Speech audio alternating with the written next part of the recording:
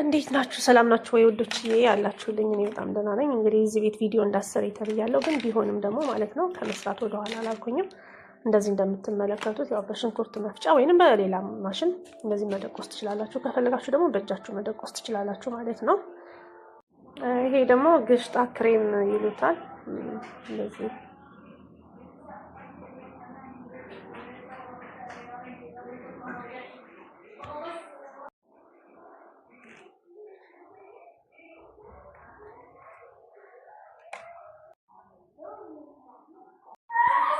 ከላይ ደግሞ የምንጨምረው ማለት ነው በስቡሳ ማለት ነው። በስቡሳ የምንጨምረው 1 ኩባያ ሰሚጥ አድርገናል። አሁን ደግሞ 1 ኩባያ ስኳር ማለት ነው።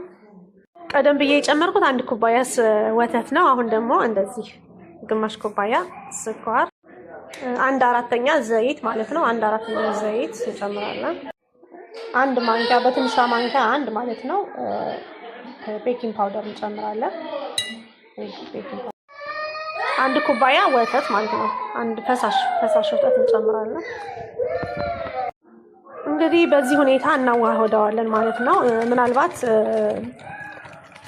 ወተት ምናምን እንደዚህ ደረቅ ወይንም እንደዚህ ፈሳሽነት ከሌለው እንደዚህ ጠንካራ ከሆነ ዘይት መጨመር እንችላለን ማለት ነው። እኔ ቪዲዮ ስሰራ ማለት ነው ቪዲዮ ብዙም አያምርም፣ ግን ያው ቢሆንም ሞክራለሁ ማለት ነው።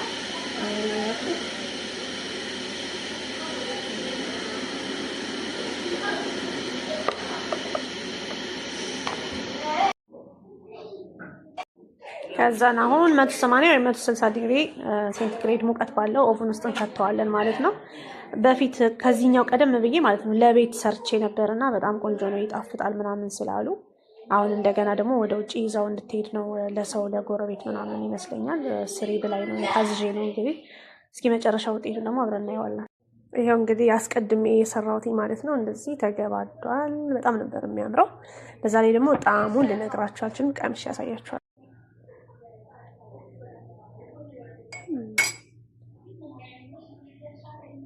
ይሄኛው ደግሞ እንደምትመለከቱት እንደዚህ አምሮበት ወጥቷል ማለት ነው።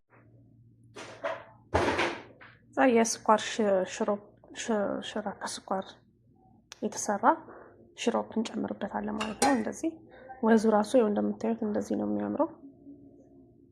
እንደዚህ ያደርጋችሁ ማለት ነው። በጣም ነው የሚያምረው፣ በጣም ነው የሚጣፍጠው። እናንተ ሞክሩት እስኪ። እኔም እየሞካከርኩ ስለሆነ